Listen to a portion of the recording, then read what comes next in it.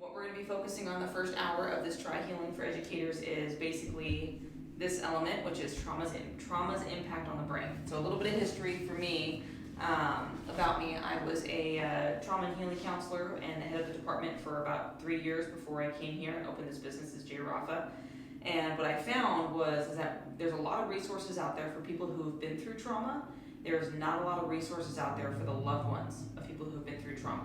So the parents of the kids, the teachers of the students, the husbands of the wives, those people tend to stumble around in the dark trying to figure out how to help. And the Try Healing is literally trauma, relationship, identity, educating the community on trauma, on relationship, and identity as a means of helping people to heal at a faster rate. Having been a counselor, having someone come in for 1 hour a week over the course of 3 years can be exhausting and very slow process. But when you have someone who comes in for an hour and then they spend the next 6 days with people who understand trauma and can help facilitate the healing. I've had people had healing in 18 months who haven't had healing in 15 years. So this is one of the reasons why we're doing these workshops. So thank you so much for coming. So this first slide here, this looks super innocent, right? It's just a handful of kids sitting on a porch and they're looking at their books. But believe it or not, a simple scene like this can actually be quite traumatizing. And the reason for it has a lot to do with the words that are being passed that you can't even see happening in this photo. For instance, in this particular photo, a story that I've heard a number of times is that this girl in the front here, as she's studying, she's waiting for mom to pick her up, mom's late. And then the kids are giving her a hard time because she wouldn't let them cheat on a test. So she's sitting there hearing these words like, you're such an idiot, you're so stupid, why don't you go home and kill yourself, nobody cares. Meanwhile, because mom was late picking her up, it reinforces the fact that she feels like she's not important, right? Why does this matter? The way that the brain is set up, it's set up like a giant web of information. It's all interconnected, right? It's kind of like a Google search engine. You put in the word toaster, and there's about 15 million connections to the word toaster. My kitchen at home, the kitchen in the break room, the ad I saw on TV. Your brain jumps around to all these different connections. The same thing happens with any words or any memories that we experience, especially those related to trauma. So for instance, those bigger bubbles you see up there, those are more intensive emotions, intensive thoughts with a lot more connections.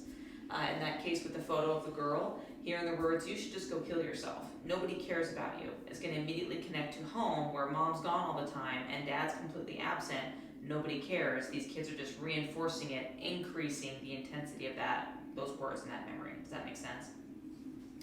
So, what we're going to look at in this hour is a very basic outlook of how the brain works, the way that God designed it to work. And the heart behind this is realizing that we have a creator who designed every single one of us.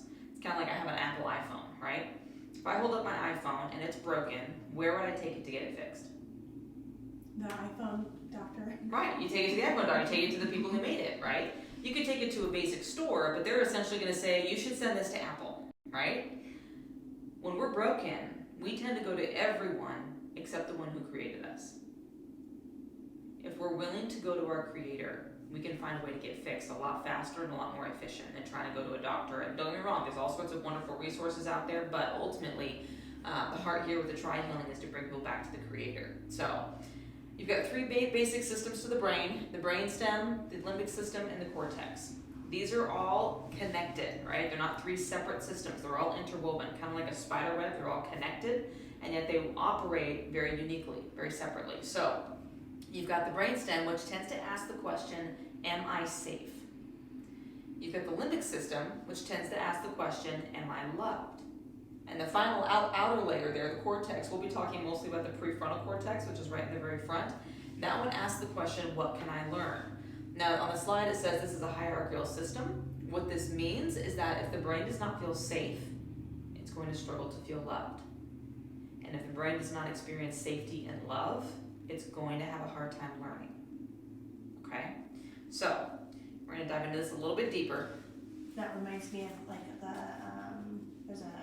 is it Maslow's hierarchy of needs? Yes. Okay. Exactly. Yes. Similar to Maslow's hierarchy of needs, 100%. So this is the brainstem. This is the part that asks the question, am I safe? Now, keeping in mind with this, the brainstem and the limbic system, there is no sense of logic. There's no reason. There's no talking things through. There's no language. Okay, this is very important. So in the brainstem, you've got these three major parts: the midbrain, the pons, and the medulla oblongata. The midbrain is at the very top there, and you see the thalamus on top of that. That thalamus is actually hyped up right in the center of the brain into the limbic system. We're going to dive into that when we go to the limbic system. But they call it the midbrain because it's literally at the center of the brain where the spinal cord and the brainstem stop. And that midbrain is responsible for motor learning, motor control, so things like when a kid is learning how to dribble a basketball, okay? When you have someone who's learning how to brush their teeth, that's the part of the brain that's retaining that information. They call it a, oh my gosh, the word just escaped me. It's like a process memory. So basically it's something that you don't have to think about doing. That's the brainstem that's doing that, the midbrain there. The pons carries in some information like sensations. So how does something feel? What is that feeling sensation is going to go into the brainstem and then straight up to the rest of the brain into compute with everything else. And the medulla oblongata at the bottom there, that connects to the spinal cord, and that is huge. That's when that brainstem gets severed. That's why you can't survive off of that. That sends information about oxygen, about blood, all of those kinds of things to the rest of the brain. And once again, this is asking that question, am I safe? Okay, that's what that brainstem is doing all the time. Am I safe? Am I safe? Do I have enough oxygen? Do I have enough blood? The sensations I'm experiencing, is it can be safe? Is it not? So on and so forth. Okay. The second part of the brain here, all these blacked out spots, there is so much working inside of this limbic system. I don't have enough time to cover everything, but from a trauma standpoint, there's a handful of different areas that are really helpful for to understand what's going on in the brain. And if you're one way to look at it is if you're looking at your hand, if this part here, the very bottom of my palm into my wrist, that's your brainstem. My thumb coming into the palm, like I'm holding up the number 4, this is my limbic system. And then on the outside, my fingers wrapping around the thumb, this outside part is your prefrontal cortex, your neocortex, okay? So we're looking at the interior here. Now this limbic system asks that question, am I loved? All right? This whole system is responsible for emotions, behavior, motivation, long-term memory, and this thing called olfaction, which is really interesting, which basically takes, it processes emotions connected to smell, okay? So for instance, I love the smell of fresh cut grass. And I don't just love it, it gives me a sense of feeling of comfort, of peace, and safety. That's the process of olfaction. I can't tell you why, I just know it makes me feel really comfortable, really safe, right? It's also like dentist chairs, test days for kids, cleaning their room is going to make them feel quite the opposite, right? So going through these specific areas, you got the thalamus, amygdala, hippocampus, hypothalamus, there's a handful of other things here. Now I'm going to map all this out as to how this is normally supposed to process and what trauma does in a second. So the thalamus, we saw that in the previous slide, right? The very top of the brainstem there. The thalamus is responsible for taking all that sensory information into the brain. That's basically kind of like your, you ever seen Harry Potter, King's Cross Station, right? All the trains go to King's Cross. That's what the thalamus does. All the sensory information has to go through the thalamus, and the thalamus spits it out to the rest of the brain, okay? Then you have the amygdala. This is your seat of your emotions. So what this means is that the amygdala detects threat in the environment. It's continually asking the question, is this going to kill us or is it not going to kill us? I must know. It's involved in how much memories are consolidated, and here's a key word, how much memories are changed based on how much emotion is involved in the event. A lot of people don't realize that memory is malleable. It's kind of like a wet clay pot on a wheel. Memory, based on the intensity of the emotion, based on suggestion at the time the emotion is really high, can change the memory, right? So you could have something that was really, really, really positive happen, and you can completely forget about the negative aspect of that event because of how intensely positive it felt at the time. Does that make sense? Mm-hmm. All right, and then the hippocampus, I needed a laser in here. Just see it's right in the center, a little purple circle there. And that one is what's responsible for storing and retrieving long-term explicit memory. So if I were to ask you, who's your 5th grade teacher? Right there. Yeah, that's your hippocampus going, wait, hold on. And it's running through the filing system in its head, like, who was our 5th grade teacher?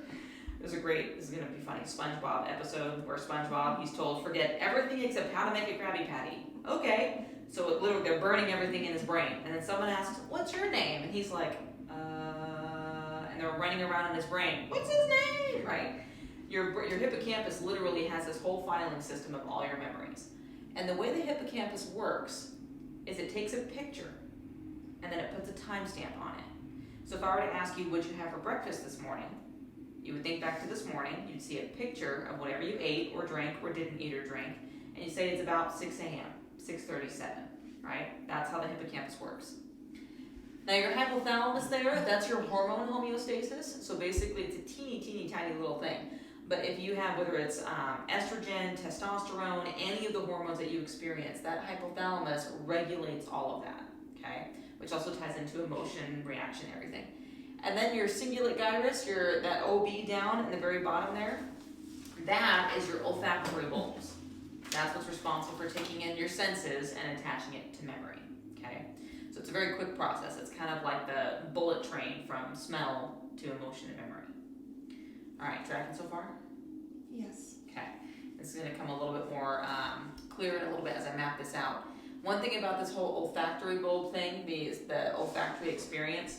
An example of this is basically they link smell and sight to a specific emotion and memory. Okay, for instance, for me, and it's only smell and sight. When I was a student in school and I disappointed a teacher, it devastated me. Because for me, I have a whole history of trauma all the way up through until about 28 years old. I mean, everything from rape to physical abuse to neglect to abandonment. I mean, you name it, I've experienced it. And when I was a senior in high school, and my favorite teacher, who was like a mom to me, had this look of disappointment over something I did, it almost devastated me because my senses recognized her disappointment with my mother's disappointment.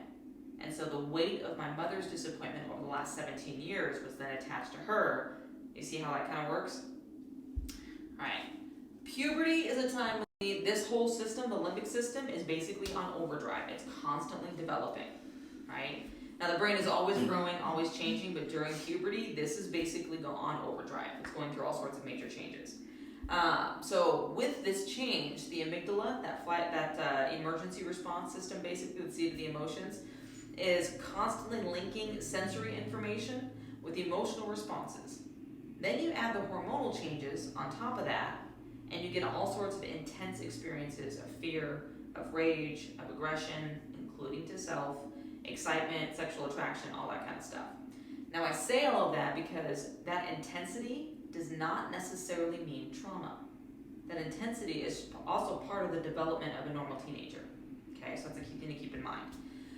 But this can also do, as they're taking in sensory information and dealing with the emotional intensity that they're experiencing, it can lead to them misunderstanding a lot of the teachers and adults in their lives. They'll take a frown and they'll see it as rage, right? They'll take a blank look and see it as disappointment or frustration or you're an idiot, right? They're trying to make sense of those connections. Now, the other part of the brain we're going to get to in a minute is prefrontal cortex. That's your language, logic, and reason. As that develops, it kind of calms us down a little bit, right? They can feel all these things, but they recognize it doesn't necessarily mean that's all true. That's where the logic comes in. But that part of the brain doesn't fully develop until they're about 28, so it's a little bit behind the curve. But once again, all of this, all these emotions, all this intensity is linked to the question, am I loved? That's what the brain wants to know. And also something important to keep in mind is the limbic system and the brainstem are outside of language, logic, and reason. Okay? All right. This next part here, we call the prefrontal cortex. I love this picture because it shows all these different parts of the brain, right? And it fascinates me. But the one we're focusing on is number 13 there, that frontal lobe. And that's language, logic, and reason. Okay, so it's one of the reasons why when kids are playing football and they smash the front of their head on the ground, all of a sudden they're like, what's your name? Language is gone, right? They've got some damage to that frontal part of their brain. It's also one of the reasons kids are riding a skateboard and they fall and they crack their skull and it's all up here. They're having a hard time putting words and numbers together. Also, and I would normally not say this to a bunch of kids, the reason kids, when they try to commit suicide, they put a gun to their head, why they survive, but they can't often think, talk, whatever, because they aim it here at the front of their head, and remember what part of the brain is responsible for survival is back here in the brainstem. So they can still live, but because they're damaging the wrong part of the brain. Now this system is really asking the question, what can I learn, right? So that's your language, your logic, your reason. That part of the brain is constantly wiring and firing and asking, how can I grow? How can I develop? The number 12 there, that's your eye movement and orientation. So any EMDR work that happens, you've heard of EMDR, it's eye movement desensitization and reprocessing. Very effective for trauma healing. And what it's doing is it's moving a light back and forth, or these vibration bulbs basically in your hand. And it's taking those two parts of the brain, which are very close together, and connecting the limbic system. So it's basically creating a bridge between the two parts of the brain that are just disconnected due to trauma. And there's all sorts of fun stuff here, but we don't have time to go into it. Once again, I'll look at this. Now, what's interesting about this second slide here, look how closely number 8, which is, or excuse me, not number 8, yeah, number 8, I'm going to point it out here. So this is your olfactory area, the smelling area right there. And then how close number 6 is. This is your pain, your fight or flight response. They work very closely together, right? They're not separate at all. They're actually quite intimately involved. So what that means is that when someone walks into a room and they smell or see something, like a teenager walks in a room and smells or sees something that may or may not, that reminds them of the trauma, they're not going to be able to put words to it. They're just going to react. Because all of that is the interior part of the brain, right? They're not going to tell you why they did what they did. They're just going to feel and they're going to react. Does that make sense? Yes. Okay. So, this is actually a great little thing, but I'm going to erase most of it. And I'm going to show you what this looks like in real life here. So, once again, you have that's your brain. It's a lovely brain. And this inside part, that's your limbic system, okay? Now here, you've got your prefrontal cortex. That's responsible for language, logic, and reason. Brainstem is here. And you got your amygdala, or excuse me, your limbic system, which is here. I'm gonna call that your thalamus. This is not to scale, by the way. This is my stick figure version of the brain, but it's helpful. That's your amygdala. That's your hippocampus. Now here's how this typically works. Let's say, have you ever gone hiking? Okay. You're hiking on a trail and you see something fluffy across the trail. Okay? Your thalamus sees the information and sends that information to your amygdala. Your amygdala asks the question, is this going to kill us or is it not going to kill us? Sends the information fast like a bullet to the hippocampus and slow like a lazy river up into the prefrontal cortex. Okay? Language, logic, and reason. The hippocampus takes a look at this image, right, of something fluffy, goes through the filing system, pulls out a picture and a basic timestamp, and it says, that's a squirrel. Totally fine. We're good. By the time it sends that message back to the amygdala, the information has gotten up here to the prefrontal cortex. The amygdala says, got it, not going to kill us. And by then, your brain thinks, squirrel, how cute, and you keep going. Make sense? Yes. So now here's what happens when trauma kicks in. Let's say you're going across that same trail and you see something fluffy come across the trail. Amygdala, is this going to kill us? Is it not going to kill us? Hippocampus goes through the filing system, pulls out a picture of a bear. This is still going up the lazy river into the prefrontal cortex. When that hippocampus sees a picture of a bear, sends the message back to the amygdala and says, yeah, bear, bad, right? That's when the amygdala hits the big red button of survival response. That is when you get your fight, flight, etc. Okay? Now, most people know about fight or flight, but there's actually a couple of others, and you know what they are? There is fawn and freeze. Freeze. Yep. Okay. Fawn is one most people are not familiar with. What fawn tends to look like, and this has actually been new enough that some of the pictures I have in here don't actually address fawn. What fawn looks like is typical to something like a woman who's married to, and I'll just use a woman as an example, this happens with men as well, mostly women, where her husband comes home and he's an alcoholic. He comes home and he tends to beat her when he drinks. He walks through that door and she hears that door open. And all of a sudden, everything in her goes into make everything as perfect as possible. I'm going to deny every single one of my needs. I'm going to make sure he has everything he needs. And I'm going to make sure he just stays out of my way and I'm safe and I'm good. And what do you need, honey? Let me get you your beer. Let me get you your paper. Let me make sure everything's clean and perfect. Kids, go to your room. And it's a fawning type of response, and it's done to keep herself safe. So even if she has no food, no money, no resources, nothing, she will do everything she can to basically love him. It's what it looks like, is I'm just loving my husband.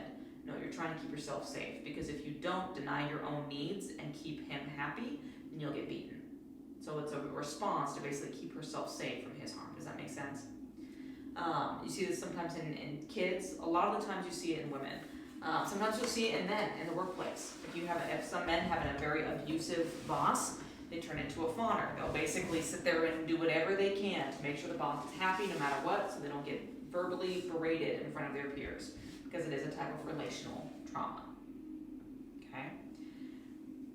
Now, freeze is another type of response, and these are not, by the way, in an order of importance. They're not in an order of only men or only women. This is across the board. This is human nature. Freeze is what happens when I can't run away from it because it'll catch up to me. I'm too small or incapable of fighting it, and fawning it's not working. So I will just shut down. I'm not moving. And freeze is a literal freeze. Everything in the body is panicking and freaking out, but you'll look like you're zoning out on the outside, right? One example of this I love, someone said, is she went to Kansas City to give a speech. And when she went to Kansas City, no one happened to tell her that there were spiders this big in Kansas City. So she's in her apartment walking out of the door, and she sees this massive tarantula as far as you are to me. And it runs to her. So she goes to slam the door of her apartment, and she ends up getting the spider right in the threshold, and it jumps and then lands on her open-toed sandal. Yep, she's like, I think I stood there for 3 to 5 years, maybe, all since the time was gone. Everything in her said, run, run, run away. At any point, run. And she couldn't do it, she couldn't move. It took a while for her body to catch up with her brain and be like, okay, I gotta do something. Eventually the spider walked off and she was fine. But that's an example of freeze. A lot of doctors who are in the ER, in the case of, there was a study done once on doctors, there was a massive highway crash, and there was a bus involved, and there were over 50 people who were severely injured or killed. And they were taken into this hospital, and in the ER, doctors and nurses were tending to everybody, and someone asked them later, how long were you doing that? Were you working with people? And they're like, 45 minutes, an hour maybe? And it had been about 4 or 5 hours. Sense of time is gone. And what happens is when the brain goes into this survival response, you see these little dots I put around the hippocampus there? The hippocampus is surrounded by a hormone called cortisol. So when trauma happens, when the amygdala says, danger, Will Robinson, danger, and slams that big red button, because whatever's in front of us is going to kill us, it releases adrenaline, which is on top of the kidneys. It's literally, I think, Latin for adrenal glands, right? On top of the kidneys. Adrenaline's released and cortisol is released. Now, when cortisol is released, it works in tandem with adrenaline, and it helps the body to get to the state that it needs to run, to fight, whatever it needs to be able to get to a place of safety. Cortisol surrounds the hippocampus. So when cortisol is released, it tends to flood the hippocampus. And when it floods the hippocampus keeps doing its job. It keeps taking pictures. And it keeps putting timestamps on it. But when cortisol floods the hippocampus, it's kind of like trying to drive your car through a river. It'll kind of work, but it mostly doesn't, right? So the hippocampus keeps taking pictures. But because of what happens in trauma, the blood leaves your extremities and goes to your major muscle groups, right? So you can lift the car off your infant, so you can outrun a bear, those crazy things. And on top of it, some other factor here is that when the amygdala pushes that red button, it also cuts off information from the prefrontal cortex to the rest of the brain. The reason why? We don't want to think. We don't care what color the bear is. We don't care whether it's a male or a female. We don't care how big it is. We don't care. We don't want to think. We want to survive. And thinking is far too slow and can hinder our ability to survive. So the front of the brain goes blank. And now you have your limbic system and your brainstem in charge of surviving. Okay? Again, limbic system and brainstem, they don't use logic, they don't use reason, and they don't use language. See, that's why you can't explain why you did what you did at the time that you did it when you were in a survival response, because you didn't have words for it. Your brain was doing what it knew to do to survive, and that was it. Alright?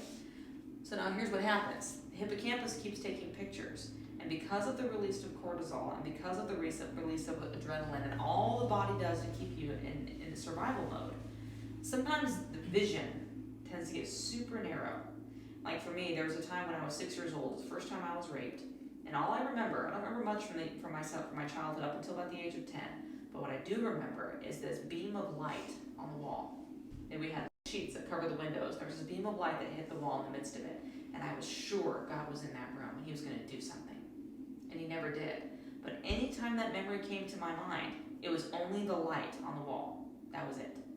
And so my eyes, they grabbed onto that. The hippocampus grabbed onto that memory. So what happens, it stores that memory and all of the sensations that are attached to that memory, but there's no timestamp. Depending on the severity of the trauma, depending on how the hippocampus is functioning, sometimes there's no timestamp at all. So anytime that I saw a light on the wall like that, the amygdala is constantly asking, is this going to kill us? Is it not going to kill us? Is it not going to kill us? It sees a picture. The hippocampus says, oh, here's a picture of a light on the wall, shows it to the amygdala. There's no timestamp. So the amygdala says, this is happening right now. This is going to kill us right now.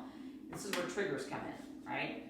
So then what happens when the brain gets triggered and there's no timestamp happening, there's no timestamp attached, the survival response starts all over again. Because that hippocampus doesn't have a timestamp on a memory. And the memory is fraught with all sorts of intensity, right? It's kind of like some of the triggers, so to speak, for me that I grew up with were if there was screaming, a slamming door. I had a stepdad for a while who would threaten me with his guns. We'd go shooting out in the range, and he would love to brag about his hollow point Stinger bullets. And he would say, if you don't knock your junk off, explicit, I'm going to shoot you in the head. And I would turn around at 13 years old, and as soon as I would turn around, I'd hear the bang of the gun behind me. He wasn't firing at me, he was firing at the target. But because he made the threat and followed it with the bang of the gun, I thought for sure that I was dead. So even to this day, years later, the sound of a bang, like a nail gun, will make my whole body jump because my hippocampus has not registered that that is not still happening today because the timestamp is gone. Does that make sense? Yes. And it's associated with the sound. So, and this could be anything. So going into with kids, with this, let me get back to my notes here. This is true for anybody. The hard part with adolescents and youth, with teenagers, is that the brain is constantly developing, right? So, actually, before I move on, any questions about this? I was wondering the significance of the timestamp. That made sense when you mentioned you go back into the survival response. Mm-hmm. So it's kind of like that. So let's say you go back to they see a bear on the road, right? The next time you go hiking, you might see something fluffy, and you won't recognize what it is immediately yet because it's out of the corner of your eye. The hippocampus pulls out the last fluffy thing you saw in the woods, and boom, you're right back there, right? That's why that panic ensues, and your face goes pale, and you might pass out, and you realize, oh, it's a deer. Oh, thank God. okay. It shouldn't be that big of a deal, right? But that's where your brain grabbed onto. No timestamp, it just pulls straight from the memory. Gotcha. So here's, once again, the nervous system. The brain and the body are two separate memory systems, okay? Your brain remembers things one way, like the hippocampus. Your body also holds memory. One of the best books ever written about this is by Bessel van der Kolk called When the Body Keeps the Score. If you get a chance to listen to it, listen to any of his work. He's a German guy. He's hard to understand when he speaks, but his book is phenomenal. But this kind of talks about how if I can I run from it? There's kind of a hierarchy the brain goes through. Split second. Can I run? Nope. Can I fight it? Nope. I'm going to freeze. That's not working. I'm going to pass out. I once had a client who, she was in an abusive marriage. She knew she couldn't front. She knew she couldn't run. She knew she couldn't fight. And then when she was in a situation in a hospital where there was an altercation, she couldn't freeze, and she literally passed out and hit her head on the floor because the trauma was just that intense, that quick, and her body's like, nope, we're done, and passed out. So, and then again, all of this is a response that is not something that's chosen. It's something the brain does without any logic, reason, nothing. It just does it. So sometimes it can be really easy with kids to get super frustrated. Why are you punching your sister? Why are you zoning out? Why aren't you listening to me? Why are you walking out of the room when I'm talking to you? Sometimes that response is not always this choice of saying I'm done. Sometimes it's a knee-jerk reaction, right, depending on whether or not there's trauma involved. So we're going to identify what this looks like. Flee, pretty simple when it comes to physically. They leave the room, they run away, they walk away, they get busy. As a kid, they might start playing with their toys, they might start doing homework, they might put their music on, they're trying to distract themselves and get away, right? On an emotional level, they're denying feelings. I'm not mad, I'm just frustrated. Okay? That's a way of not having to address the mad, and frustrated is a little bit less intense, right? I'll just be frustrated, but mad will get me in trouble. Mad's not safe. They'll call feelings something else, right? As I mentioned before, denying the feelings entirely. And on a spiritual level, this is for people who they do have some kind of connection with God. When it comes to trauma, flee can simply be, I want nothing to do with God anymore. I don't want to talk to him because he's not safe anymore. He's too scary, so I'm going to run away from him. They used to go to church. They used to read their Bible. They used to do all these things with God, and now they don't want to anymore. Now they just would rather stay away. They'd rather avoid it. That's an example of flee when it comes to spirituality. And the reason we cover this is because a healthy human being is a holistic human being, right? And there's mental, emotional, physical, social, and spiritual. Whether you have a relationship with Jesus Christ or not, spiritual is definitely part of what it means to be a whole human being. So we address that as well. What do you do when someone's running? When the kid is running away, they don't want to deal with it. One of the things that we encourage is allow them the space to receive the information that you're giving. Sometimes, and allowing them space looks like, instead of repeating the information over and over again, give the information and let it sit. They might get busy playing with their toys. Let the information be there, let them play with their toys. Sometimes the play, sometimes the music, sometimes the homework, it looks like they're ignoring it. That's not necessarily the case, Ronald. Sometimes what it is they're needing to do something different to distract from the intensity while they process the information that's happening. So giving them the space to do that, staying present, not leaving them alone, but just saying, hey, you want to talk about what happened today? Silence, crickets. They're doodling on a pad in their room, right? Or they're coloring, or they're playing a video game. Give it a minute or two. Hey buddy, did you hear my question? Yeah, I did. Okay, just giving you space to process. I want to hear your answer, but I want to give you some space to process. Do you want to tell me about today? And sometimes the question can be, do you want to tell me about today now? Or do you want to tell me about what happened today later tonight after dinner? But giving them that space, that lets them know you have a choice. You don't have to tell me right now, because looking at a trauma, looking at something horribly painful can re-trigger everything, right? Because again, sometimes depending on the intensity of the trauma, the hippocampus, no timestamp, it's hard to go there safely. Does that make sense? Yes. Okay. Biggest thing with all of this, remember in the brain, the way that it's designed is there's safety, and then there's love, and then there's learning. Safety is the foundation for everything. So giving someone a choice helps them to not feel trapped. It's kind of like, do you want to do this now or do you want to do this later? We're going to do it. At some point, we're going to do it, but you get to choose now or in 2 hours. It gives them a little bit of freedom. Identifying fight in a kid, it's again pretty simple when it comes to physical. The hitting, the striking, the pushing, shoving, they break stuff, right? All that kind of, and once again, looking at this saying, is this a trauma response? How many people like to be in this space? I don't know that anybody does, exactly. Nobody likes the feeling of throwing something. They might for a split second, but anybody who does destruction, inevitably, especially kids, feel guilty and shame afterwards, right? Typically, this kind of aggression is a fight response. They're trying to fight the thing that they feel is a threat. Same thing emotionally, the name calling, the outburst, I just want to hurt you and I hate you. It's not that it's not that that's necessarily true. It's that whatever is coming up and the person in front of them is more likely a threat to the individual. Does that make sense? Okay. So it really depends on what the situation is and what the kid is, but it's really a helpful thing to say, okay, this may not necessarily have anything to do with me and may have more to do with where they're at right now, and that's their thing to work through. This is not about me being necessarily a real problem.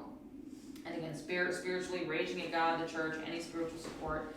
Sometimes one of the most helpful things that I've found over the years working with people who are really struggle with rage and anger is saying, okay, when they get louder, you get quieter. Right? They raise their voice like, I hate you, this is so stupid, I don't want to do this. Okay? Yeah, I can tell you're really upset. It makes sense. I wouldn't blame you. Just kind of giving that space to be able to let them know, yes, I hear you, yes, I understand, but I'm not going to meet your intent, I'm not going to meet your disrespect with disrespect, right?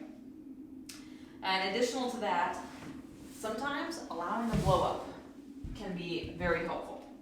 And allowing the blow up is really important as long as they are safe. So if someone is a child, a teenager is, chucking a basketball at a basketball hoop, there's no threat with that, right? They're angry, they're definitely raging, but there's no threat with that. If you've got a teenage girl who's got a razor in her hand, now she's threatened to hurt herself, okay, now we've got a different story, right? Allow the blow up within the realm of safety. So if you've got a teenager with a razor in her hand, she's threatened to hurt herself, and say something like, I understand that you're feeling, I can see that you're feeling really angry, but how about we put that down and let's do something else to get that anger out. You want to punch something? Let's punch something. But that is not an option, so creating that safe space for them to do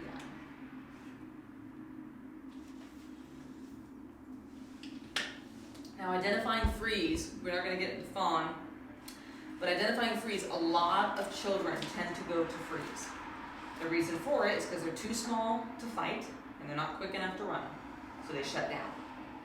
What this looks like is a lot of zoning out. Video games, I will tell you, is one of the best ways that kids tend to freeze. Sometimes reading a book can be a great way. It's an escape. I'm just not going to be here. I'm just going to zone out. I'm going to watch TV. I'm going to binge. I'm not going to be fully present emotionally or even really physically. It's a stoicism. It's a sense of I don't care. I don't know. I don't care. I don't know. I don't care. In addition to that, when it comes to any kind of commitment, they can't do it. They won't do it. I don't know. I don't care. I don't know. A lot of people tend to live in a state of functional freeze. And what that looks like is, I'm not going to care about anything. I'm not going to commit to anything. I'm going to go through the motions just to get through the day. And I'm going to be in a persistent state of, quote, fine. I'm just going to be fine. Everything's fine. I'm fine. And then spiritually speaking, again, a lot of lack of commitment. There's an uncertainty. There's a, this goes back to that, a lot of lack of commitment. And an avoidance of any spiritual support on top of that, because any kind of spiritual support requires commitment, right? Requires intimacy. So when it comes to what do you do with a teenager who's in a state of freeze, or for a young kid who's in a state of freeze, how do you get them connected? Some of it involves, one of the most helpful things that I found is bilateral stimulation, which is basically take your kid for a walk. Hey, look, you look a little bit shut down. Let's go for a walk.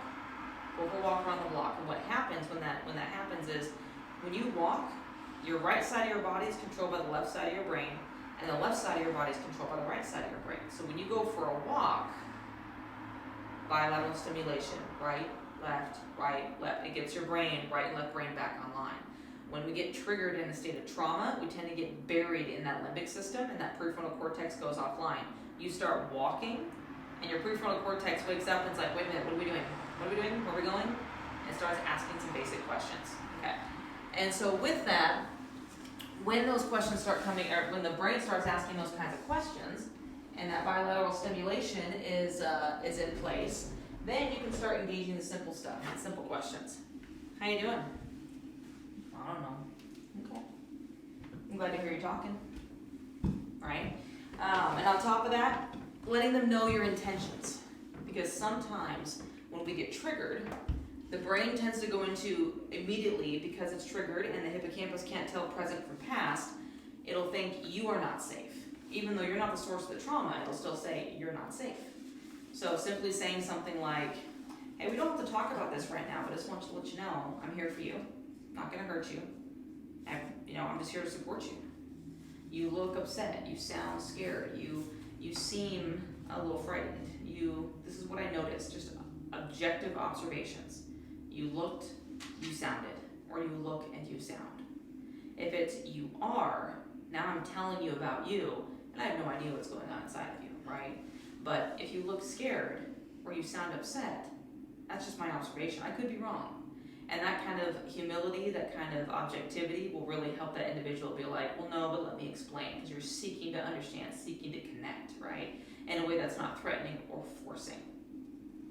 So that's a huge part about coming out of freeze. So bilateral stimulation, the questions, you look, you seem, yes or no, you want a cup of water, can I help you with something? Sometimes a yes or no question can really help them to slowly come back online. So what do? They're fleeing, they're fighting, they're freezing, they're freaking out. We're like, we just want to help. We have no idea they're a kid. We know they're not really wanting to do this. Don't do that. Punishment, right? Criticism, threats. You work with kids more than about 5 minutes, you realize it doesn't do anything. It's not helpful. And yet, sometimes we can get so frustrated that they're not getting it, that they're not doing what we know is helpful for them. We tend to go there because we want to make it happen, right? So what can we do? Connect. Not correct, but connect. Listen, seek to understand. Have that humility to recognize, I don't know what's happening, and that's okay. I can get to know what's going on inside of them. Be present, be patient. And being present, once again, goes back to giving that space.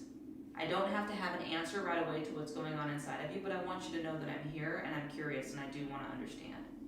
Being patient. Sometimes it will take minutes, sometimes it will take hours. Sometimes it means leaving the conversation and coming back to it, saying, I understand you're upset right now and it sounds like you're not ready to talk about it. No, I'm not. Okay, I'll leave you alone and I'll come back to you in an hour and we can try again then. So it's a reassurance. I'm not abandoning you, I'm not giving up on you, but I'm also not going to force you if you're not ready, so we'll try again later, right? There's this thing called neuroplasticity, which is phenomenal, and thankfully the science has finally caught up with what the Bible has told us for many years, which is as a man thinks, so is he. Basically what this means is it's a kind of constant learning, constant growing that the brain does, which is wonderful, and it sucks at the same time, because it's wonderful in the sense that the brain is always learning, the brain is always growing. And it sucks because depending on your environment, the brain is always learning, the brain is always growing.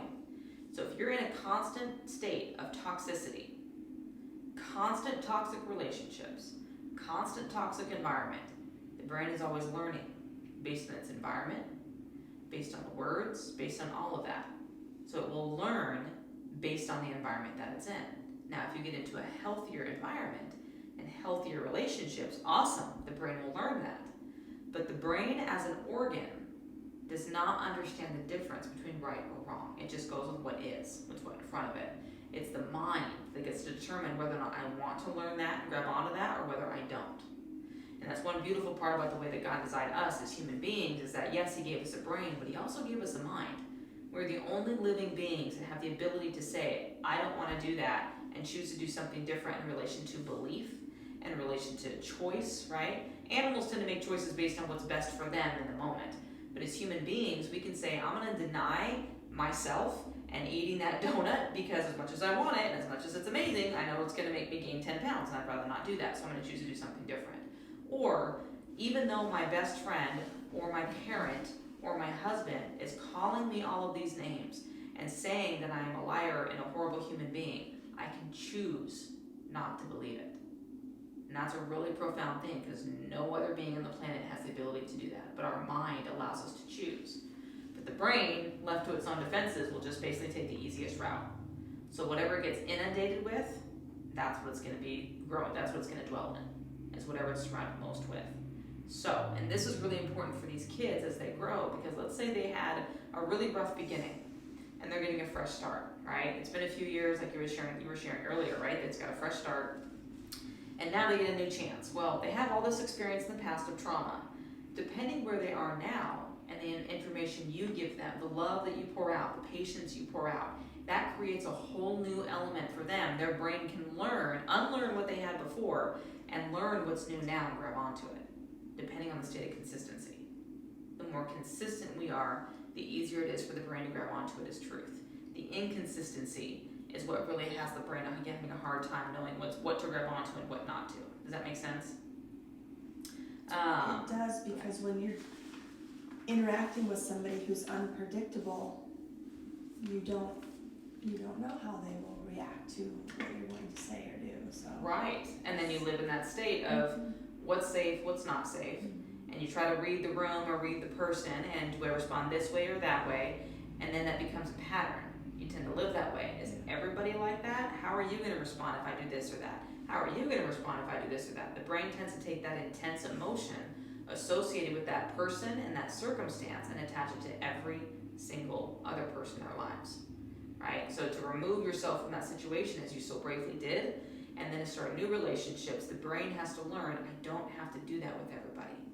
Not everybody is going to respond in such an inconsistent way, but it takes a lot of intention, which is where the mind comes in. It takes a lot of intention and work. So with teenagers in particular, a way to really engage this, to not let them just, get on in a Ferrari and fly off the handle, asking questions, helping them basically walk out, okay, what will happen if you do that?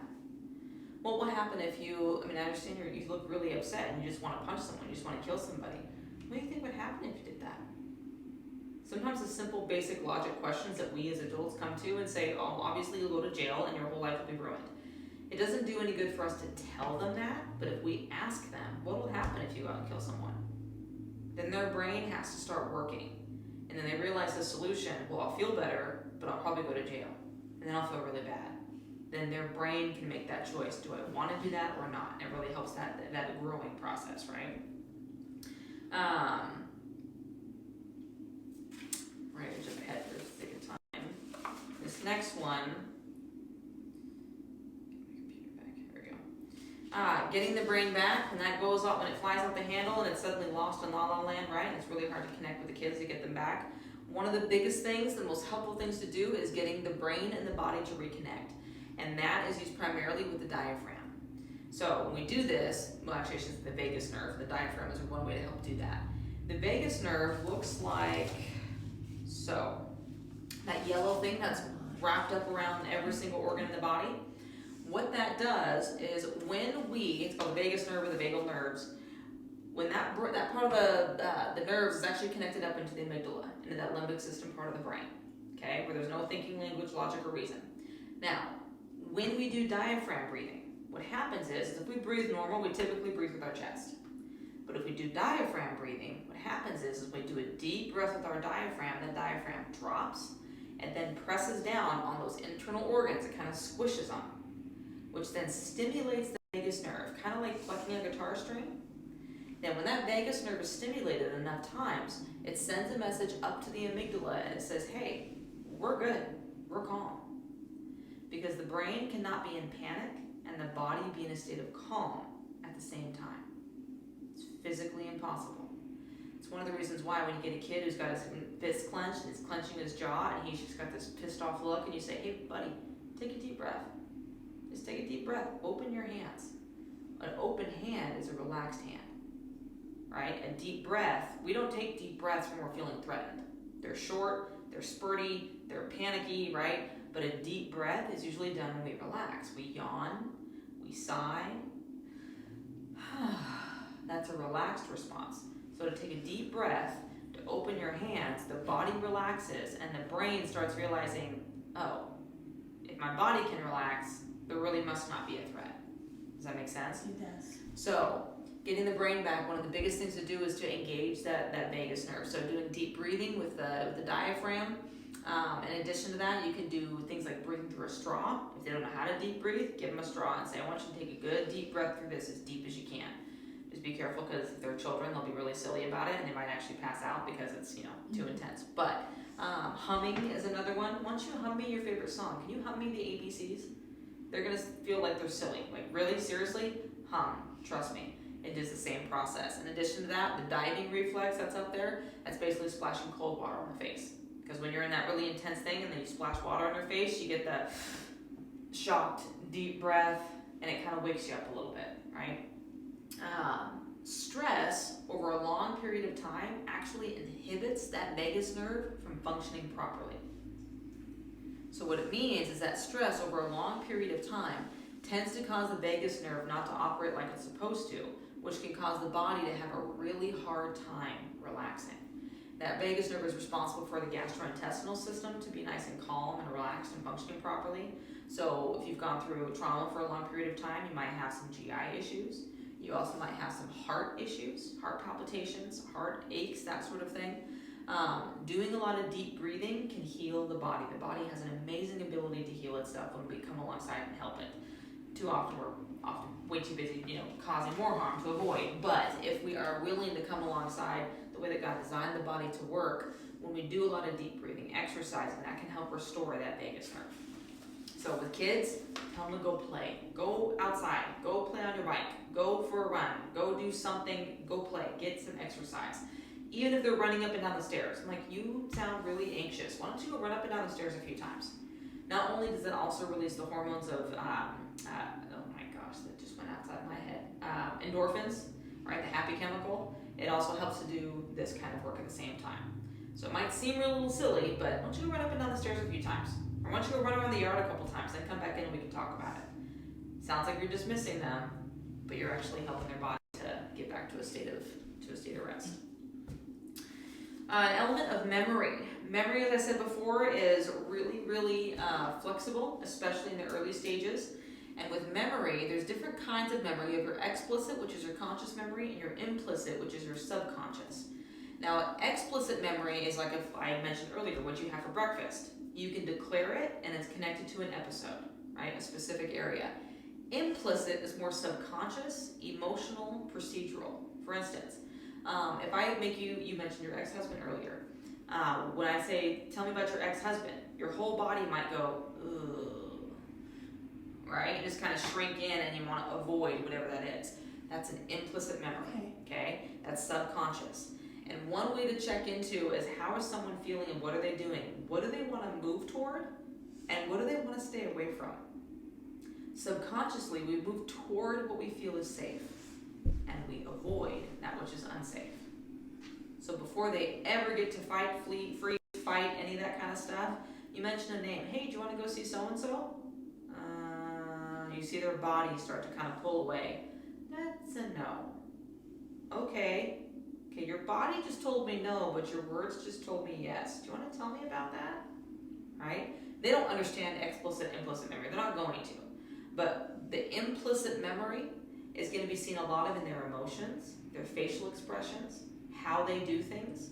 So for instance, if a teenager is in a situation with parents and they're at school and dad picks them up today instead of mom, and the teacher watches and notices that they don't give dad a hug. In fact, they give him a wide berth and they go to the back seat of the car as far away from the driver's seat as possible. It's worth paying attention to. They may have just had a fight with dad, may not be a big deal. Either way, something is telling that teenager, dad's not a safe person. Vice versa, mom comes and shows up. They give mom a hug and they go and jump in the front seat. All you saw was a kid interact with the parent, but that desire to draw near or to pull away, you'll see in their behavior, and that shows you what the memory looks like. So that's one way to look at it. And sometimes working with kids, and especially youth and adolescents, they can't explain exactly why they feel what they feel. They can't explain the memory very well. But when you use both of these together, because sometimes teenagers will tell you what they think you want to hear, just so they don't get in trouble. But if you watch their body language as they're telling it, their body is expressing a memory that is subconscious that their words may or may not match up to. So twisting hands as they're saying, no, it was fine, it was a good day at school, and they're wringing their hands. Why is your body acting stressed if you said it was a good day? Right? So understanding where that disconnect might be, that using that memory is a really helpful way to connect. See, also, your involvement in a teenager's life in the midst of trauma will be significant in how that memory is shaped. For instance, there was a situation for me where I was sexually assaulted, and the next day I didn't have anybody that I could talk to. I literally was sexually assaulted, jumped on a plane, and came home after I graduated, got out of Marine Corps boot camp. I was 18 years old. I was raped. And then there was nobody there the next day, and I got home, and I could not tell my parents what happened. I felt horribly alone. So that memory of being raped was intensified by not having anybody around me. They call that trauma happens twice. The trauma itself and the lack of support after the trauma. My lack of support after the trauma is largely what I remember, and even more than the trauma itself. I'm alone and I don't have any support. On the contrary, there was another situation that happened years later. Actually, I'll use a different one. When I was in school, there was a trauma that happened at home. I got to school and a teacher saw something was off. I was in 7th grade. She goes, hey Sammy, stay after class for a little bit. Stayed after class, and she goes, you want to tell me what's going on? I can see something's happening.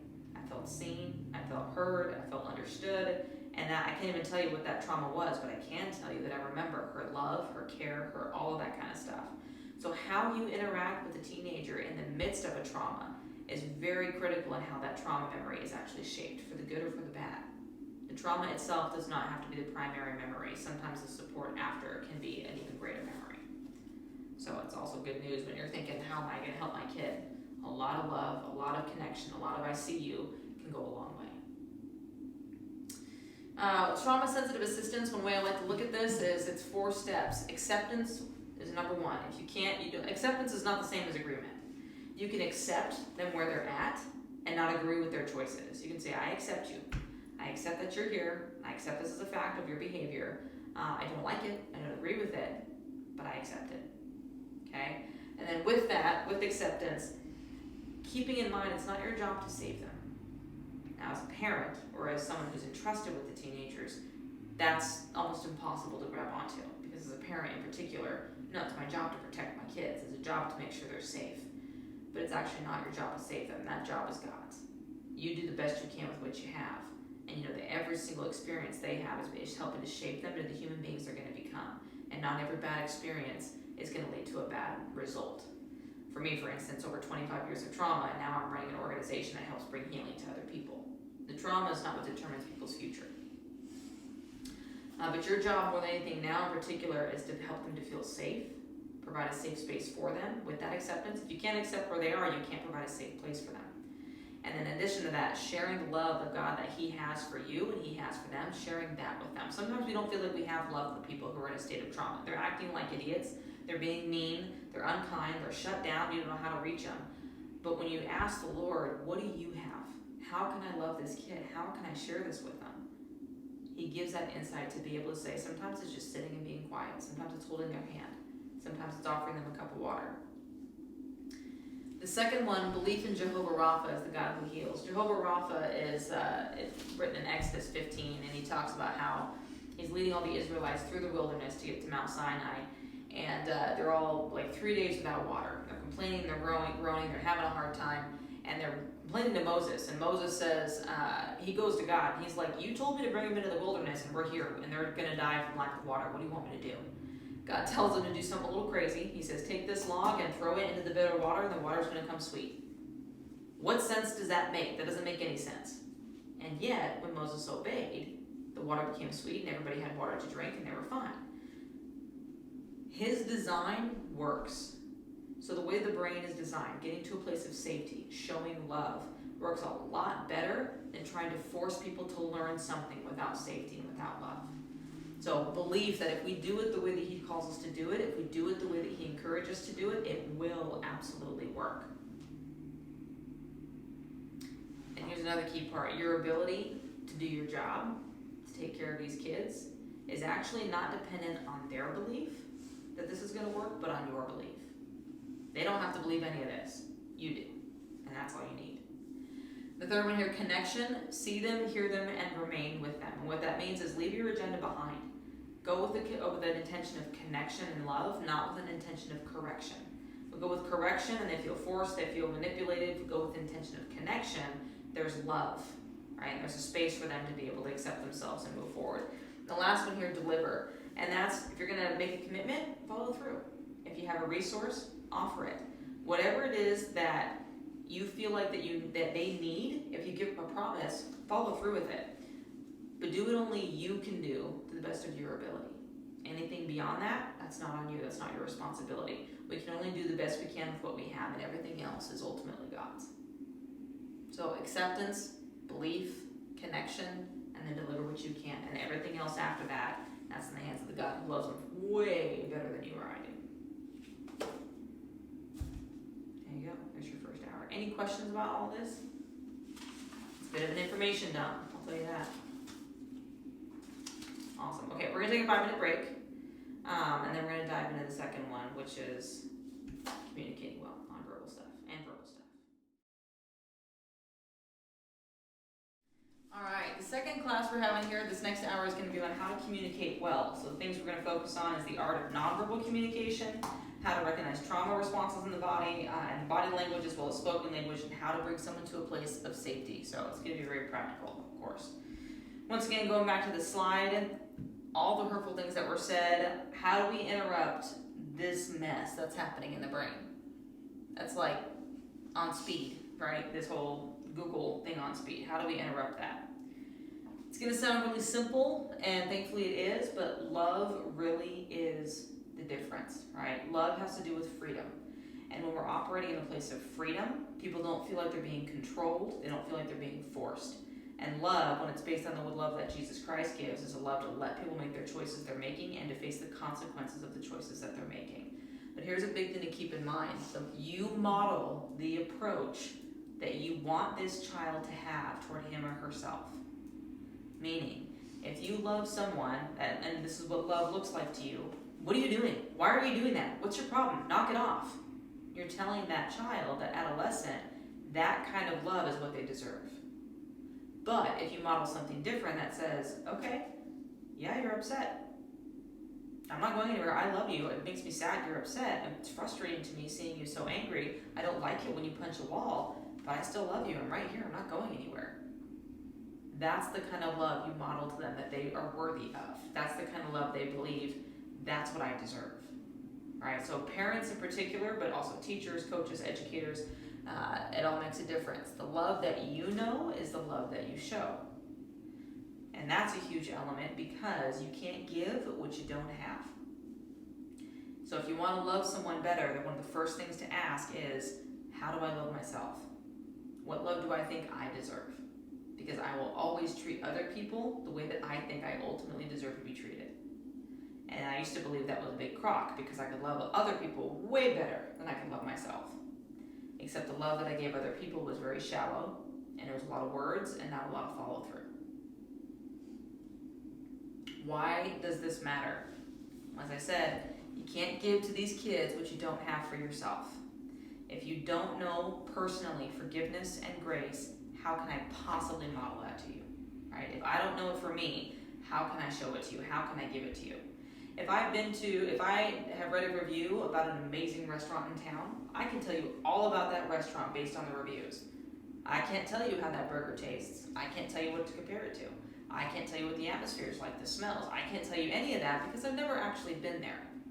So telling someone about a restaurant you've never been to but read the reviews about is totally different than telling someone about a restaurant you've actually been to. Love is very much the same way. So here's some things we're going to look at, some nonverbal methods, nonverbal evidence of different kinds of trauma. Acute traumatic stress, typically this is seen in between 3 and 30 days after a traumatic event. Now for kids who've gone through chronic trauma, which means trauma that's been going on for years, this is going to look a little bit different. But for the teenager who experienced a sibling who committed suicide or a dad who was recently thrown in jail, this is the kind of stuff that you're going to see 3 to 30 days after the event. Now, the reason why it's 3 to 30 days after the event is because on day 1 and day 2, they're still typically in a state of shock. They're kind of numbed out. But 3 to 30 days, you'll start seeing beyond shock, which is that numbing out and spacing out that'll persist. A lot of confusion, a lot of depression, these angry outbursts. You're like, why did you just chuck something against the wall that when the teacher got frustrated with you? That doesn't make any sense.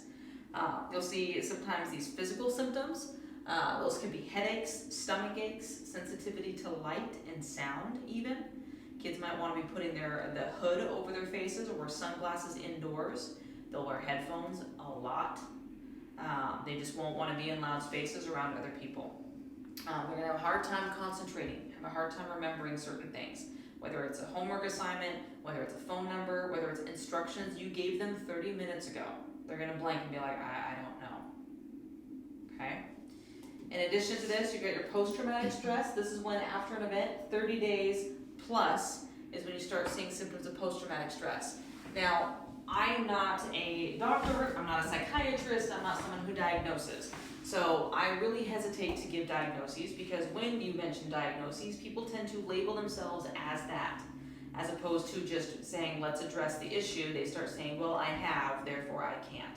So I tend to avoid putting that on people, and yet we still need to identify symptoms that are caused by these various things. So some of these symptoms, a hypervigilance, meaning these are the kids who, when they're home, if they're going to be in the living room, they're going to have an eye on the door at all times.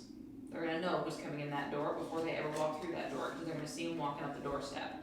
They're also never gonna have their back to a door. They're gonna sit on the corner of the couch, not in the center of the couch, because in the corner of the couch, they can decide who sits next to them. In the middle of the couch, they have a little more options. Someone could sit here or here, and I'm not gonna give them that freedom. I'm gonna sit in the corner where it's safer. They tend to sit in their room all the time. At school, they tend to be the one to pick a certain desk away from everybody else or closest to the door so they can bolt, or in the corner where they can see every single student at all times. So there's a hypervigilance of, I need to know what's going on at all times in order to feel safe. They're a little fidgety, they're hyper aware, they're very nervous, they're jumpy, that's that hypervigilance. The zoning out, right, they're not present, they tend to shut down, they run away from conflict. So even if you're saying, hey, do you want to tell me about the C on your report card? I don't want to talk about it. They just have these absolute, can't address any kind of conflict whatsoever. They don't know how to navigate that. So even if a teacher calls them in class, for instance, they show up to class and a teacher calls on them, and let's say they were zoning out, they'll panic at the teacher, they'll get angry at the teacher, or they might just have this intense amount of shame and shut down and not respond. And then the teacher gets frustrated. Can you hear me? Why didn't you? What's going on? They're shutting down because they don't know how to address the conflict if I don't know the answer to that question that you just asked, and I feel like I should. Sleeplessness, so they'll have a sense of insomnia. They won't go to bed till 2 in the morning, and if they do go to bed, they tend to have nightmares, or they'll have nightmares but they won't remember them, so they'll wake up feeling exhausted. So you get these kids who tend to fall asleep in class. In addition to that, they tend to have sometimes a sense of amnesia related to the event. They don't really manage themselves very well. They don't concentrate. They can't seem to remember simple math problems, or they don't know what happened, what the instructions were in class, or how to follow them, that sort of thing. They tend to have very poor self-management. That goes back into reacting without thinking. Why'd you shove the kid in the hallway? Why'd you stab that person with a pencil? Like, there's just basic common sense, you don't need to do that, and yet they can't manage themselves well. And avoidance, it's pretty much basic. They don't want to address or talk about anything that has to do with anything related to whatever trauma. And sometimes it has nothing to do with being related to a trauma. Sometimes it can be avoidance of anything that's related to a feeling connected to the trauma. Helplessness is a big one. If they felt helpless in trauma, then they're in class, and a teacher calls on them to answer a simple question, and they don't know the answer, they feel helpless. Going back to the picture of the brain and that whole wiring connection, helplessness is connected to trauma, it's connected to class, it's connected to here. So it's really easy for them when they're feeling helpless to connect it to a trauma without realizing it. Then they panic and shut down, not knowing why they can't answer a simple question of what's the answer to number 4. Does that make sense? Yes. All connected. So going back to the slide here, a persistent negative emotional state. Persistent is the key word here. I'm not talking about a week or 2 of being a little depressed. I'm talking over a month, 6 weeks, 2 months of just in this state of really heavy darkness. They're not okay. And this is becoming a thing, almost to the point where this is now their new normal. That's when you know you're dealing with something that's persistent. They used to have friends, they don't anymore. They used to have some kind of connections. Even if they didn't have friends, they had someone they talked about at school, or someone they used to talk about at youth group, and they don't anymore. That's the estrangement and the detachment. So these are signs that these symptoms are persisting. Complex post-traumatic stress. This, once again, is a little bit different when it comes to teenagers, because complex post-traumatic stress disorder is not just a chronic thing. It also is something that tends to start in really, really young years, so 0 to 6, basically. If kids who are in trauma in those younger years, they'll or even if it can persist into their middle school, high school years, this will seem like who they are. It's not going to be a change. It's not going to be like, oh, they were fine, and then all of a sudden they are freaking out in class because someone slammed a door. No, this is who they are. They're that kid who tends to avoid everybody. They're always got their hood up. They tend to not talk to anybody. They might get mediocre grades. They don't want the spotlight. They avoid any kind of confrontation. They are very withdrawn. Tend to be mildly depressive all the time, with spurts of enough engagement that makes people think, oh, they're okay. They're normal. They might leave class often because they have persistent stomach aches or headaches. They might tend to, brokenness within relationships. They're not going to have many close friends. And if they do, those friendships are really toxic. They're not actual friendships. They're based on a lot of intense risk-taking, or they're based on some other common thing, but not actual connection, right? And so that's a hard thing with complex stress when you're working with teenagers, is because it's easy to think that's just who they are. No, it's not. And the way that I gauge this is this in alignment with how God created a human being to live? Is this in alignment with the life to the full that God designed every single human being to have? That persistence, what I just described, in no way aligns with God's design. Therefore, something is off. Something is wrong. So, knowing that something is wrong, it's like, great, now what do we do about it? Awesome. And we're going to get to that. But I want to encourage you that just because this is what they're used to, doesn't mean this is how they have to stay. And it doesn't mean that this is how, this is a normal, which means this is what you can expect. There's always room for growth, and there's always room for healing. Things that you might hear. So those are some things you might see, some things you might hear emotionally. Excuses like, well, I'm just emotional. I don't know what my problem is. I just suck. I guess I'm stupid. A lot of that self-depreciating talk. Sometimes even, I'm afraid, I'm scared, I'm depressed, I'm anxious, I don't feel anything, I'm fine, but their behavior does not line up with feeling fine, right? Obviously some of the behavior we talked about, slamming doors, making more noise as they move, that's the stomping through the house, slamming cupboards, grabbing silverware out of the drawer really intensely, chucking a pencil on the floor, what have you. Lying, deception, apathy, not really caring. The physical and the psychosocial there, that's the unexplained pain. For some reason, no matter what you do, you take them to the doctor and there's nothing wrong, and yet they have persistent stomach aches, headaches, chest pains, that sort of thing. The crying is a lot. Now, emotions, once again, mentioned previously, with teenagers, you're going to have a lot of emotions. You're going to have a lot of intensity, so this is normal. This is not, right? Having it be consistently low for a long period of time, 30 to 60 plus days, that's what's not normal. Or I should say not healthy. Normal is relative, not healthy. So what's beneath the surface of all of that behavior? All the outward, all the sounds you hear, all the voice, the words, all the sentences, all the actions, what's actually beneath all of it? It's like, well, trauma is. Yes, but how do we break that down? How do we break down trauma in a way that we can connect with the person who's experienced it? This is the simplest way that I've ever heard it described. Ultimately, beneath all of that junk is grief. It's a sense of loss, of longing, and of feeling lost. And what that means is, there's a great quote from John Green's book, The Fault in Our Stars. It's a kind of a teeny bopper book, but an amazingly powerful book at the same time. And it's a story of how this one girl, she's got cancer, and she falls in love with another teenage boy, they're about 17, who also has cancer. And the boy passes away. And the quote says, "The pleasure of remembering had been taken from me, because there was no longer anyone to remember with. It felt like losing your co-rememberer meant losing the memory itself. As if the things we'd done were less real and important than they had been hours before." That loss is a sense of, I no longer have that memory or that person to remember with, and therefore the whole thing ceases to exist. An example of this for a teenager could be, I had a dad, and then he left the family and moved away, and I never saw him again. Who can I talk to about the times Dad would take me out for ice cream? It's gone. Who can I look at and say, Dad, remember that time on the way to the basketball game? Can't do that anymore. There's a huge sense of loss that's underneath that you can't put words to. That longing, Brene Brown writes in her book, Rising Strong, and she says, it's an involuntary yearning for wholeness, for understanding, for meaning, for the opportunity to regain or even simply touch what we've lost. So, for instance, a sibling commits suicide. That longing is wanting that sense of connection and understanding and making meaning for something that has no meaning. Right? There's nothing that can connect with that.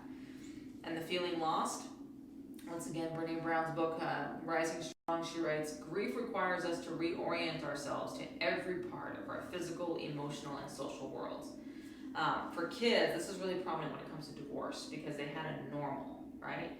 Got up in the morning, even if it was a chaotic normal, it was a normal. For me, for instance, my parents separated when I was 6 and divorced when I was 12. My normal before they separated was they were screaming at each other or they were completely quiet with each other. I never knew them to actually get along.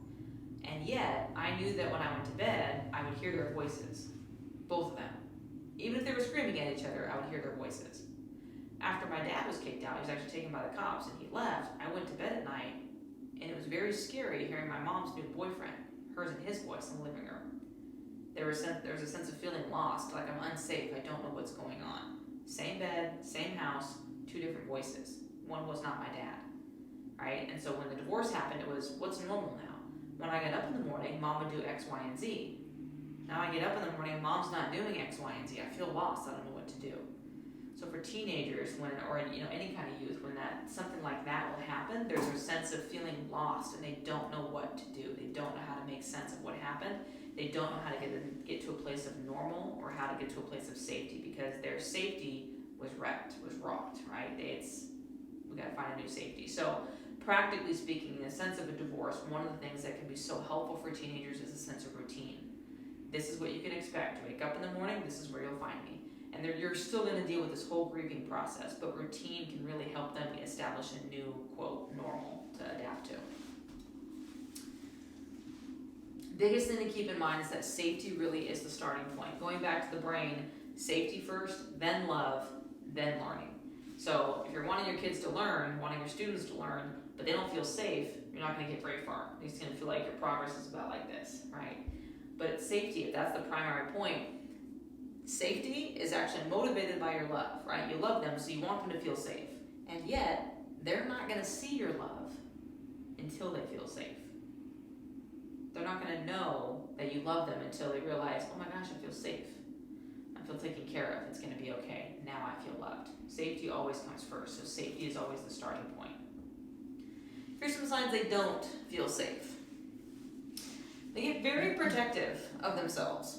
They get defensive, they get avoidant, right? Remember that memory aspect of avoiding versus connecting? If they avoid, they're not feeling very safe.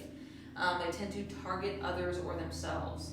So bullying and attacking, self-harm is another one. If they're not feeling safe, they're going to attack something. In addition, we avoid what is unsafe and we approach, key word here, what gives us the perception of safety. We avoid what's unsafe, we approach what gives the perception of safety. So if you've got a 16-year-old girl and her dad's absent and she meets a boy with a car and he seems big, tough, and strong, she's going to perceive him as being strong and safe for her. It doesn't matter that he's not. She doesn't have a guy protecting her like her dad ought to. So she's going to get in the car with this 16-year-old boy because he's the closest thing to protection she feels like she has. It's perception, it's not reality. So that's another thing to keep in mind is with teenagers, what are they going to? What are they running to? Because that is what is giving them a perception of safety. Whether it comes through acceptance and belonging, whether it comes through strength, whether it comes through whatever it might come through, it's the perception of safety. Getting to safety is actually pretty simple, but it takes a lot of humility and it takes a lot of slowing down. And so silence is a big thing. We often, and I will speak from plenty of experience, I like to tell people what to do. I like to say, this is what works, this is what doesn't, go do this, right? And when I know there's a problem, I want to fix it. But if I can give room for silence, one, it gives room for Holy Spirit to do what only Holy Spirit can do. They can't hear my voice and his voice at the same time. And if I'm praying that they'll hear him and I'm praying that God helps them, I gotta shut up and get out of his way and let him speak to them. And sometimes him speaking to them, they'll think it's their own idea. They'll have this profound thing like, maybe I shouldn't go to this friend's house tonight. Maybe I should just go to bed. Yes, you should not go to that friend's house where they're drinking. Absolutely, that's a great idea. They never would have heard that from me. But that idea certainly would not have come from them either. But if I give silence room for him to do his job, you'd be surprised what they might hear. The big thing is speaking to the body. When they're in a place they're not feeling safe, whether they're throwing, whether they're crying, whether they're having a meltdown, they're freezing, whatever it is that's going on, speak to the body. Hey buddy, can you just do me a favor? I understand you're angry, be angry. That's fine, you can be angry. Can you just open your hands? You're walking around like you're clutching like money in your hands. You just open your hands for me. Keep pacing, keep being angry, just open your hands. You're speaking to the body, right? And if they know they have the freedom to still be angry and all they have to do is open their hands, fine. Watch them deflate a little when their hands are open, right? Or hey, I can see you're angry, take this, toss them a pillow, toss them a teddy bear, toss them something soft. I don't know about you, but it's really hard to continue being angry when I'm holding something soft. The softness in my hands will soften me. But I think, take a deep breath, walk, pace. You don't have to leave this house. We don't have to go anywhere. Can you just start walking around for me? Just walk around. Be angry, that's fine. I understand you're crying, it's okay. Let's just start walking around. Talk to me while you walk, right? You speak to the body, and the body will do its job to speak to the brain. The other thing you do is simply ask them what they need. Sometimes they know, sometimes they don't. But by asking and saying, okay, sweetheart, you look upset, you look really angry, what do you need? I want to help you. What do you need? I can't help you unless I know what you need. What do you need? I don't know. Okay. When you do figure that out, I'm here. I'm happy to help you. Can I guess? Do you mind if I guess? Do you need this? Sometimes guessing can feel a little bit attacking because you're trying to fix it, but asking, what do you need? Will let them know I'm not trying to force you. I'm trying to help, right? It gives them a sense of voice. An apology. That can sometimes be really frustrating because you don't need to apologize. You didn't do anything wrong. But sometimes an apology like, I'm really sorry you're feeling this hurt. I'm so sorry you're feeling so angry. I'm so sorry that was your experience today. Gosh, that really sucks. No, I'm sorry that's how you experienced me. Sometimes an apology will disarm because what they're doing is they're trying to get you to back off. Well, if you apologize, you're no longer attacking them. You've already backed off. You're taking that initiative. Does that make sense? Yes. A few other steps to getting to safety, offer choices. When we feel trapped, we get angry, we go into fight or flight. When we know we have choices, we stop fighting, we stop running. Do you want to have this conversation now, or do you want to have this conversation in an hour? You choose. Later. Okay, I'll see you in an hour. You leave, you come back, right? Do you want to punch a pillow, or do you want to punch your mattress?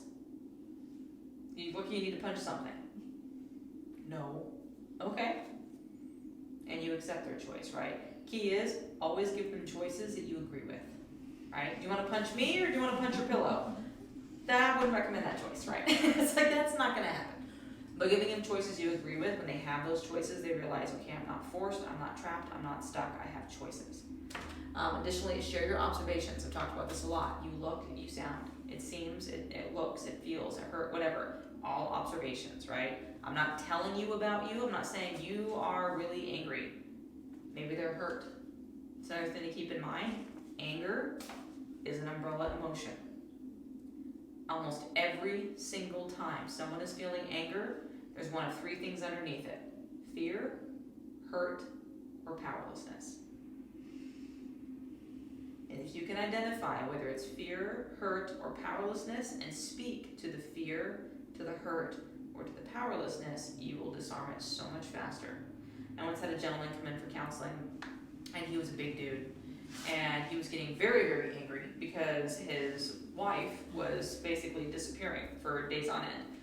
He was certain she was having an affair, and he was getting so angry, and he was sitting forward in his chair, and he was talking with me. He's a big burly guy, and I'm sitting there, and I've got pepper spray in my chair, and I'm getting ready to reach back because he's just getting scary, and I might get to a point of saying, okay, buddy, you need to calm down, right? Trying to force him to calm down. And I'm asking the Lord, I'm like, what do you see, God? And it was, look at him. And I looked at him a little bit closer as he went off, and I'm like, he's hurt. He's just hurt, and he's afraid. He's afraid his wife is leaving him. And I looked at him, I go, I can't imagine how much this hurt. Knowing she's gone, I can't imagine how scared you must feel, knowing that she might be leaving for good. And the anger was gone, and he just started crying. So one way to bypass the anger is to address one of those three things that's underneath it: fear, hurt, or powerlessness. And again, he was feeling powerless too because he couldn't make her stay. So usually it's all three in some capacity, but typically there's one or two that are stronger than the others. This last one here, to empower, don't enable. When you give them choices, give them the opportunity to follow through with those choices. Do you want to talk about this now, or do you want to talk about this later? I'm not talking about it later. Okay, let's talk about it now. Hold them accountable, right? You're giving them that choice, that opportunity to be able to actually live out what they say they're going to do. I'm talking about it later. Okay, when you come back in an hour, you said you were wanting to talk about it later. Is this a good time? empowering them to follow through with their choices. If they break something, right, they get so angry they punch a hole in the wall, you're going to empower them by saying something along the lines of, well, yeah, you made a pretty big mess. That kind of sucks, but we'll figure out a way to help you clean that up later. What do you want to do to clean up this mess? What do you want to do, Jeremy, to clean up this mess? You're empowering him to realize that he has the ability to make those choices and to follow through with accomplishing those choices, right? And cleaning up his mess. All right, the reset. Sometimes when they're in that state and they are just gone, right? There's no reasoning with them. Their prefrontal cortex is completely offline. It's black. You got nothing. This is the steps that I typically take. The first is get their attention. Use their name and speak in that steady, quieter tone. Jeremy. Jeremy, can you look at me? Jeremy, buddy, I need your eyes. I know you're upset. I can see you're really angry, and that's okay. But I need your eyes. Can you look at me? And even if all you get is a flicker, that's attention. Praise it. You go with excellent. Once you get the recognition, so don't just get their attention and think you have, because their ear is at you, you have their attention. Try to wait for their eyes. Or even if they turn their body to you, that's attention, right? There's a recognition. Can you hear me? You got this? Okay. Establish connection. Jeremy, do you know who I am? Can you look at me? Are you listening? Look for a nod, look for a flicker, look for something, some kind of recognition, right? And establishing that connection. Remind them who you are. Jeremy, this is your mom. Jeremy, this is your teacher. This is Mrs. So-and-so. This is your coach. Sometimes, going back to trauma, when the hippocampus throws a memory at the amygdala, it's not often, in fact, it's very rarely connected to now. It's always connected to the past. So their body and their brain is responding to a trauma back then. You're now. Help them say, buddy, it's your coach. Hey, it's your mom. Helps them to go, oh, wait. Their brain is connecting trauma from a previous person. It's your mom. You're not. You weren't in that. Their brain starts to make those connections. You weren't back there. Mom's actually safe. They're not. Coach is actually safe. This is the coach's fault. It shouldn't be like this with coach. They start making those connections, right? Their brain starts coming back together. Provide them with options. Do you want to go for a walk? Do you want to sit down? Do you want a cup of water? Asking them what it is that they want, giving them options. Remind them of your intention. So, I just want to talk. I'm not going to make you do anything. I just want to talk. I just want to hear your heart. I just want you to sit down. I just want you to put the blade down. That's all I want. I just want you to put it down. Can you just hand it to me? All I want. Just so when you express your intentions very specifically to that moment, they don't run with these wild imaginations. She's trying to control me. She's trying to kill me. She's trying to... I just want you to sit down. That's it. I just want you to sit.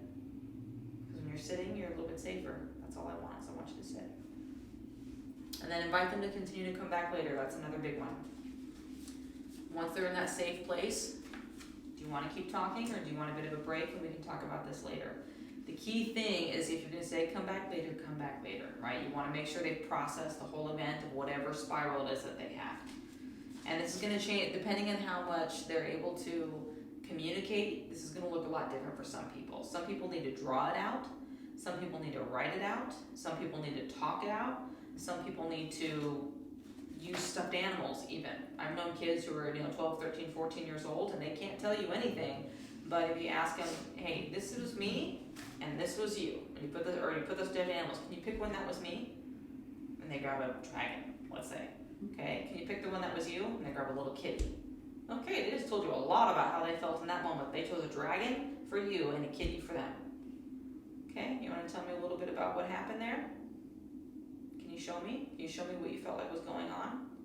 And it's not to judge, it's not to correct, it's to connect and understand, right? And when you understand their perception, if they felt like you as the dragon was beating up on the kitten, then in that moment, like, I am so sorry that's how you felt. That was not what I was meaning to do, and I'm so sorry that's what happened. Can we try again? Can we do this better, right? And ask for a do-over. So it's I want to hear your heart, I want to connect with you, and then again, my intention was this. And if in that situation, if you have a kid who does better with stuffed animals or toys, you say, "Can I show you what I meant to do?" Okay, and then you show them what you meant, and you kind of act it out. This is what I meant. You bring them together side by side, and you hang out and you talk. Sometimes showing can be a little bit better at people who struggle verbally. Boundaries. Gotta love boundaries. Boundaries are awesome. Both of these are boundaries. And both have very different purposes. Both let some things through and other things not so much. Right? Either way, boundaries are needed. And the boundaries you have with people in your life, the teenagers in your life, you gotta know, one, what the purpose is for the boundary. And you also gotta know that they're movable. So boundaries are not something that are like brick walls where they never, ever, ever, ever move. There's things that can actually change. They're kind of more like fences with gates, the gates themselves, right? They're not a brick wall. And the intensity of the boundary is really determined on the intensity of the threat of the individual, or the lack of safety or safety with the individual. Obviously, the one on the left here, there's not much of a threat. They're buoys. The one on the right, the barbed wire fence, there's a little bit more of a threat. It's a little bit more firm of a boundary. Now, what boundaries are basically say, you're responsible for this, and I'm responsible for this. And there's a line that says when our responsibilities now stop, right? You are responsible for your emotions, your attitudes, beliefs, behaviors, choices, values, talents, thoughts, desires, love. Those are your responsibilities. That's what's in your lane. No matter the obstacles you face, I did this picture of a track meet because I love it. You gotta stay in your lane, but then you also gotta jump over these hurdles in life, right? So when you stay in your lane, you are responsible for how are you feeling, your actions, your thoughts, etc., your choices. So if a teenager decides to fly off the handle and throw something at you, you're responsible for how you respond. You're responsible for the words that come out of your mouth, for the choices that you make. You're not responsible for them throwing something at you, but you're responsible for how you react. These are also not the responsibility of the kids in our lives to manage. Believe it or not, a teenager cannot make you angry. Those are your emotions. A teenager can't make you do something stupid. They can't make you have the thoughts that you have. We choose what thoughts we're going to dwell on. We choose values. We make our choices, right? Now on the flip side, no matter how good your intentions, no matter how noble your desires, you actually cannot control what other people think, feel, do, or say. You are not responsible for these teenagers' emotions, attitudes, etc. All of this stuff is their responsibility. So this can sometimes look a little bit muddy, but an example would be if you've got a teenager, let's say, coming home from sports, you've set up let's say they come home and they say, or you find cigarettes in their backpack, right? You find them smoking, you find cigarettes in their backpack. Okay, that's a problem, that's a poor choice. There's consequences for it. Your responsibility is, am I going to scream and rage at this kid because of them violating the rule that we put down that there's no smoking when you're 15 years old? Your responsibility, your emotions, your attitudes, your choices, your behaviors. They have to take responsibility for their choices. They chose to smoke, they get to face the consequence. It's not punishment, it's a natural consequence of a choice they made. But their choice does not have to dictate your attitude, your behavior, right? And this is really huge because with teenagers being especially in the state of trauma, when they're responding to trauma, it can be absolute chaos, even dangerous chaos. But when you know what you're responsible for, you stop trying to control other people's. You stop trying to control their behavior and their responses. You just manage you, and then you help them learn to manage themselves. But if we don't know how to manage ourselves well, we're not going to be able to help them to learn how to do it. It just turns into this tug of war of control and power, and then nobody ends up winning and everybody ends up getting hurt. A really important thing to keep in mind here with all of this is you've got these teenagers, they're in trauma, they're all over the place, and their behavior is driving you up the wall, and believe it or not, as much as you're doing everything you can to manage this, you're doing a pretty darn good job, you're at the end of your rope. Because the next time they fly off the handle and act like an idiot, you're going to want to punch them in the face. Sometimes that's the thing. Other times you're just going to want to break your heart, you're going to give up because you don't know what else to do. I want to invite you to consider their identity as a perspective. I don't know about you, but I really hope that people see me for who I am and not the behavior that I've had in the past. I really hope that when people look at me, they don't see what I've done. They see who I am. Big difference. We are not our sin. We are not our mistakes. So, who are you? I go back to the Bible because in over 2,000 years, this book has never been disproven, ever. And that book will tell you exactly who you are. In that first and very beginning, before Adam and Eve ever screwed up and brought sin into the world, it says that you were made in God's image. Which means, if I hold a mirror up to your face, and you look in that mirror, do you see you or an image of you? An image. An image of you, that's right. It's not you, it's an image. If I take that mirror and throw it on the ground and break it into a million pieces, it's a broken and shattered. If you look into it, do you still see an image of you? Yes. You do, that's right. It's a little broken, it's fractured, right? But it's still an image of you. Every single one of us is like a shattered mirror. As broken as we are, we still reflect God's image. There's still gold, there's still goodness in every single one of us.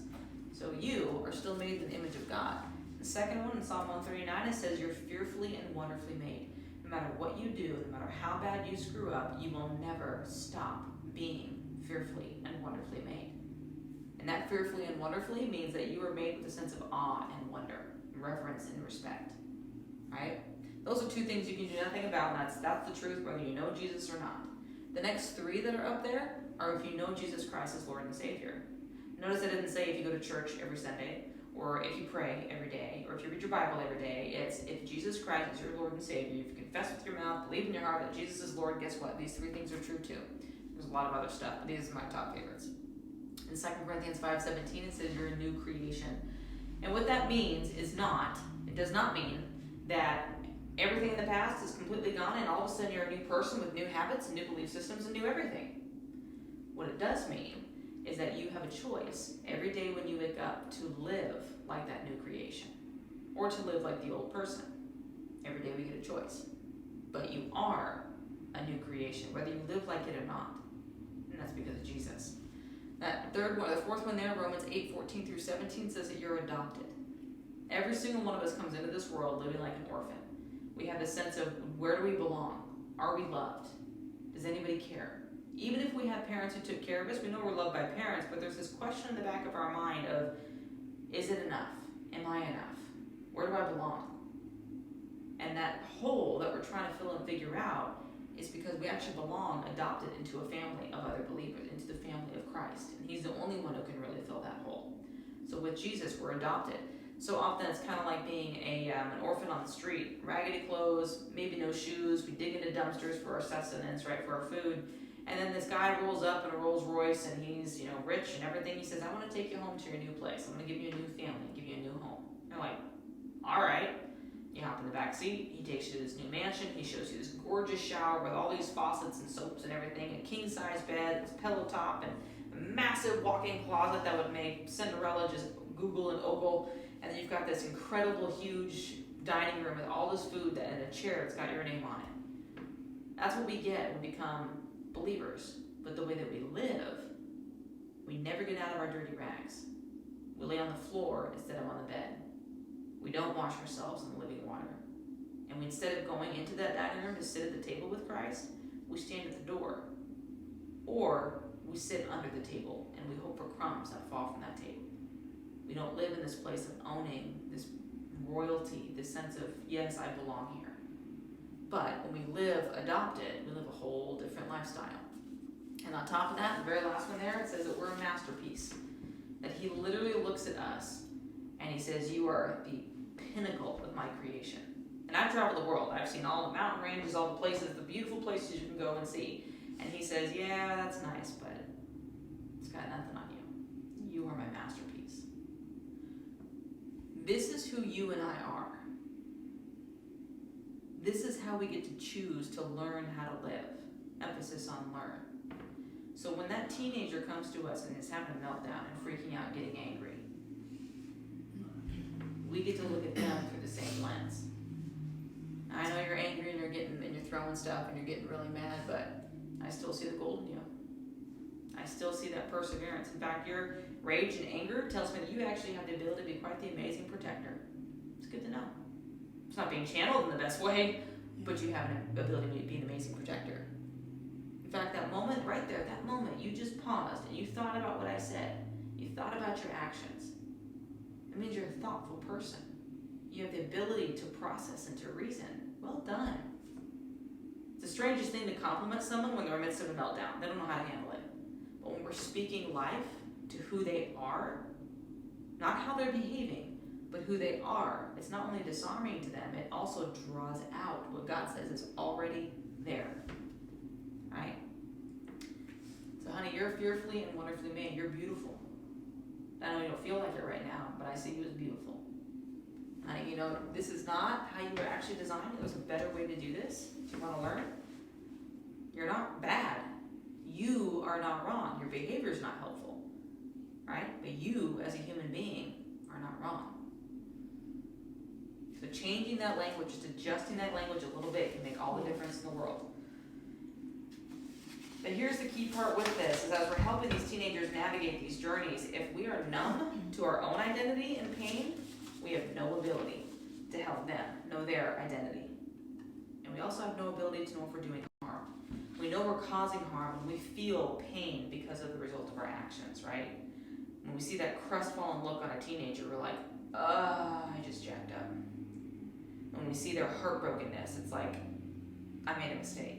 But if we're numb to our own pain, and if we are not aware of who we are, we can cause a lot of damage. So in order to help them walk through their identity and navigate their pain and their healing process, we have to stop being numbed out to our pain, and we have to be willing to live out of who we are as well. We set the example, and it allows them to believe that what we're saying is actually true.